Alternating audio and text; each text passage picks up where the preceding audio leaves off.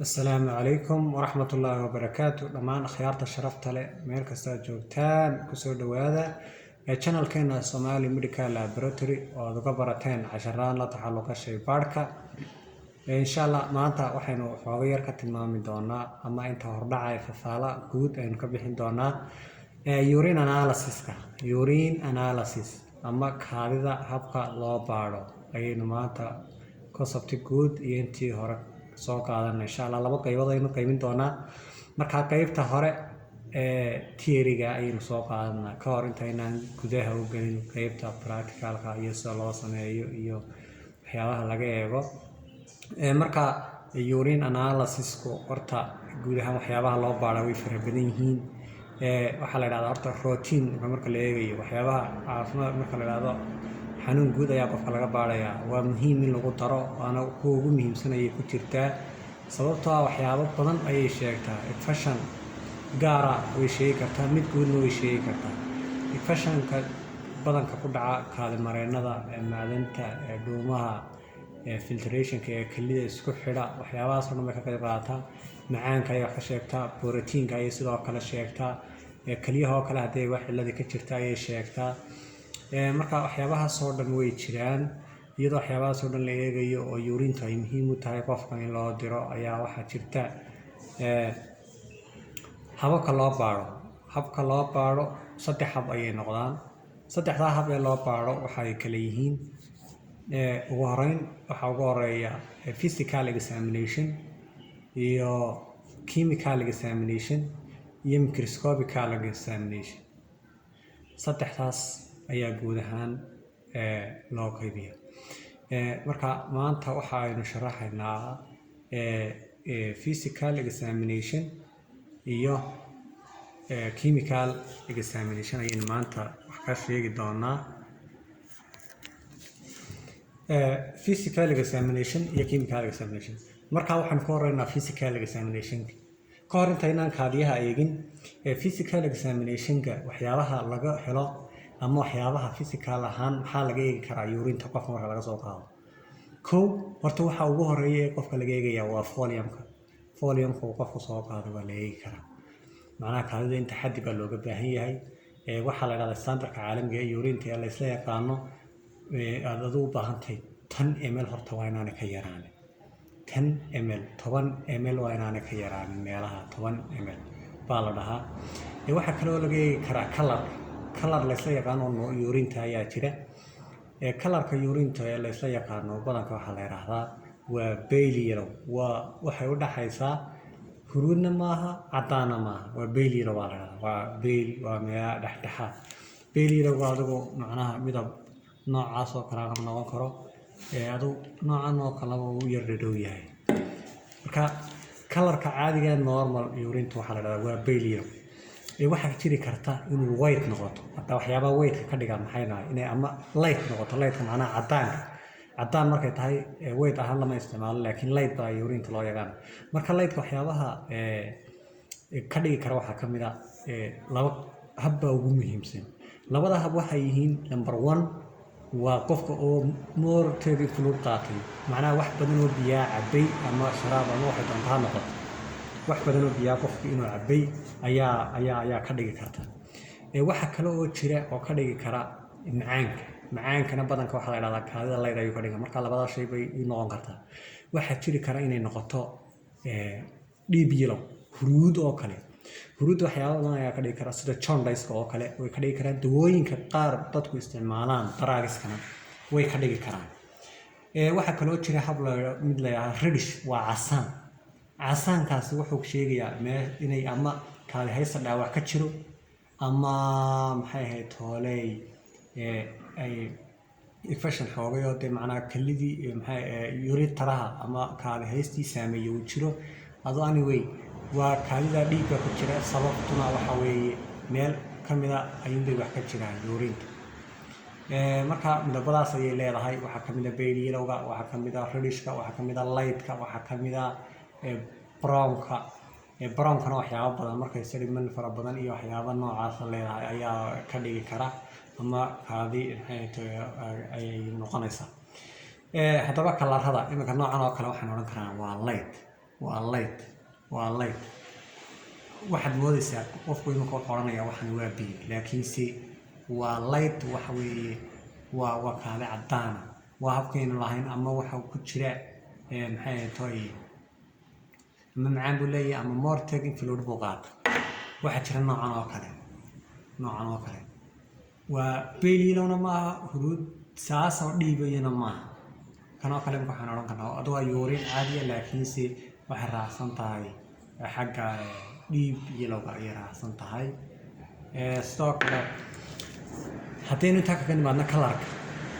waxyaabaha kale ee laga eego waxaa ka mid a viscosity-ga macnaha kaadidu si isku inay leedahay inay sii jiidanayso oo kale ayay oo kale laga eegayaa macnaha ama turbidity kaadidu noocee ayay kaadi isjiidanaysaa mise waa kaadi yaroo caadi oo sidaa oo kale shushubmaysa ayaa la odhanaya kaadi yaroo caadi oo sidaa oo kale shushubmaysa haddii wada jiidanaya ay jiraan tarabid oo kale loon karaa sababta ay saa u noqotayna waxyaabaha ugu badan ee ka midka waxa weeye laba mid ay noqon karto qofka oo waqti badan biyo cabin oo macnaha starvation oo kale ku dhacay oo kaadi yaroo gor oo yan ay ku jirto waxa kale oo ka dhigi kara haddii ay ku jiraan shayada ku jira meesha sida epithelial cellska WBC-ga RB cellska CAS-ka waxyaabaha ku jira haddii ay fara badanayaan kaadida waxay ka dhigayaan mid fadhida oo adag ayay ka dhigayaan saas awgeed turbid ay noqon kartaa waxyaabaha laga eego markaa physical ahaan waxa weeye foliumka oo intee oo ml baad u baahantahay kalarka oo kalarkeedu waa noocee maxay ahayd turbidity ama kaadidu jiidanaysa oo kale kuwaas ayaa saddexda ayaa badanka ugu muhiimsan waxyaabaha laga eego dushaas ee kaadidu ay leedahay waxaa kale oo jira haddaynu gudubno chemical examination-ka badanka yuurinta laga eegaa adu ilaa 10 nooc ayuu noqdaa 10 nooc ayuu noqdaa waxaa ugu horeeya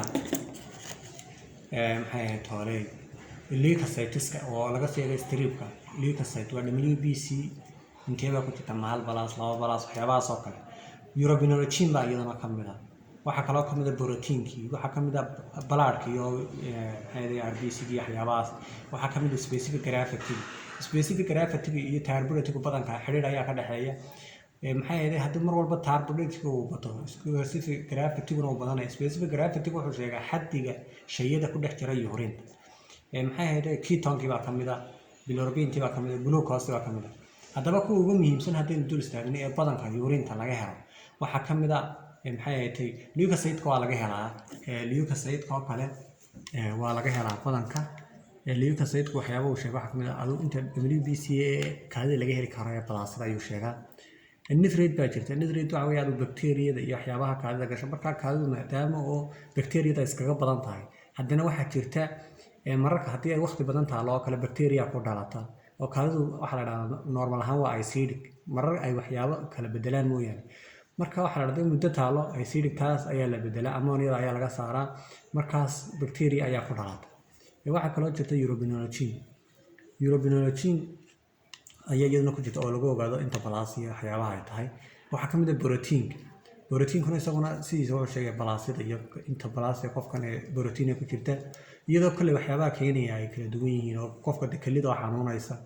kaadi haystoo xoog infection weyn ku dhacay oo ay qaybo ka mid ah soo googeen oo macnaha castis iyo waxyaabaha laga helo waxaa ka mid ah pH-ku hadba wuxuu la socdaa wuxuu la taxalluqaa waxaa la yidhaahdaa pH-ku badanka yuurinta maadaama ay soo dhigtay 5 ilaa 6 ayay pH-keedu yahay marka intaa wixii ka badan haddii ay noqoto oo kale matalan 7 iyo 8 iyo waxyaabahaas oo kale alkalinic bay noqotay marka waxaa la odhan karaa oo kale bacteria ku jirta meeshaas oo kaadidii bacteria maadaama ku badatay ammoniada bay yuurinta ka saartay waxay ka dhigaysaa alkalinic bay ka dhigaysaa saas awgeed marka pH-ku isbedeli kara waxaa ka mid ah balaad haddii meesha RBC iyo waxyaabahaas ku jiraan halkan ku sheegaya intaasoo balaadha baa ku jirta midabka yare halkan ayaa isbedelaya oo hadba midab ayuu noqonaya waxaa kaloo jirta wax loo yaqaan specific gravity-gu waan hore usoo sheegnay wuxuu la taxalluqayaa turbidity-ga hadba inta xaddiga sedimentka ku jira meesha WBC-ga iyo epithelialka iyo RBC-ska iyo waxaa ayuu sheegaya macnaha hadday yaryihiin meelaha wuxuu noqonayaa number lagu cabiraa jira 1.005 oo kale waxyaabahaasaa jira marka 1.002 haddii wax badan ku jiraan ilaa xaggaa dambe ayuu aadaya oo meelaha dambe uu noqonaya. waxaa kaloo jira ketonku waxyaabo dhowr wax oo muhiim ayuu sheegaa qofka oo kale hadduu fluidskiisu jirkiisa xoog ugu yar yihiin wuu sheegayaa ketonkana plus uu noqonayaa. sidoo kale qofku hadduu gubtay oo electrolyte biyo ka dhamaadeen qofkii uu shaaxday oo kale oo biyo ka dhamaateen iyadana uu sheegaya. sidoo kale dadka macaan kale uu sheegay waxa ugu sii muhiimsan ee kale uu sheegay waxa way dadka kaliyaha ay dhagxaan kaga jirto keton uu sheegay. bilirubin baa jirta iyadana marka kaadida la soo raaciyo uu balaasida noqonayo iyadoo sidoo kalena lagu ogaado marka yuurinta bilirubin laga eegayo badanka waxa la soo qaataa xoogay ilaa 5 ml ama 2 ml ama 3 ml oo yuurina waxa lagu daraa 5 ilaa 10 drop oo iodine kadibna xagga qaybta yar ee sare ayaa laga eegayaa cagaar haddii cagaar yar oo akhtar noqoto maxay tahay waxa la oran karaa hadba intaasaa laga cabirtaa inta maxay bilirubin lagu jiro. glucose baa iyadana xaggan hoose oo macaankii waxyaabaha ugu muhiimsan ee laga eega glucose baa xaggan iyadana ku jirta oo iyadana kolba qofka macaan uu leeyahay inta balaas ku jirta sheegay. guud ahaan waxaan oo dhan badanka muhiimka lama saaro inta ugu muhiimsan ee la eega waxa weeye glucose-ta ketonka pH-ka iyo proteinka afartaas ayaa ugu muhiimsan oo inta ugu sii muhiimsan intan kale waxaan waa iyaga ku dhow wadeegi kartaa laakiinse muhiimad badan oo maxay ahayd laga maarmi karo maaha kuwan waa laga maarmi karaa laakiin intaas iyagu waa muhiim. markaa maanta insha Allah casharkeennii qaybtaas aynu kusoo qaadana qaybta inoo hadhay microscopic examination-ka waxyaabaha yuurinta lagu arko qaybaha ay u kala baxaan insha Allah iyagoo faahfaahsan ayaynu casharada dambe ku sheegi doonaa. asxaabta sharafta leh aad iyo aad baan idin salaamayaa nagu dhiirigeliya subscribe-ta like-ta iyo share-ta dhiirigelin weyn ayay noo tahay maasha Allah channelkeenu si fiican ayuu socdaa. waxaan idinka raali gelinayaa habka aan wax soo duubno oo kolba habkii noo saamaxa inaan wax idinku soo gaarsiino ayaan ku qasbanahay inaan wax idin soo gaarsiino. marka waxaan idinka raali gelinaynaa habka aan wax soo duubno oo mararka qaar codka uu gaabto mararka qaar dadku ay yiraahdaan codkaaga nama soo gaarayo meelaha qaar oo kale ma fahano. marka aad iyo aad ayaan idinka raali gelinaa anaga ku dhaydo culayskana saaran waxa uu yahay markasta waxaan isnaanaa bal waxa inta karaankiina wixii aad ardayda ama dadka u baahan inay wax idinka bartaan aad dheer tihiin ku dhiirigeliya una soo gudbiya. dad badan ayaa wax badan ka faa'iido alxamdulillah aad ayaan idinkaga mahad celinayaa sidaad noo sharafteen sidaad noo daawataan sidaad waxay noo dhiirigelisaan. insha Allah aniguna waxaan idin balan qaadaynaa goor ay ahaataba inaan casharo tayo leh oo caalami ah oo aad ku qanacdaan oo idin xiise geliya aan idin soo gudbin doono haddii Allah awood la ogolaado. inta ka horeysana aynu kolba sidii habkii Soomaaliya hore waxaan tiraahdaa habka si loo jabaa loo dhutiyay aynu insha Allah sidina aynu ku sii wadan doono maalin baana cashar inta ugu muhiimsan insha Allah aynu soo gelin doono. marka dhammaantiin waxaan ku salaamayaa salaamta islaamka assalaamu calaykum ورحمة الله وبركاته.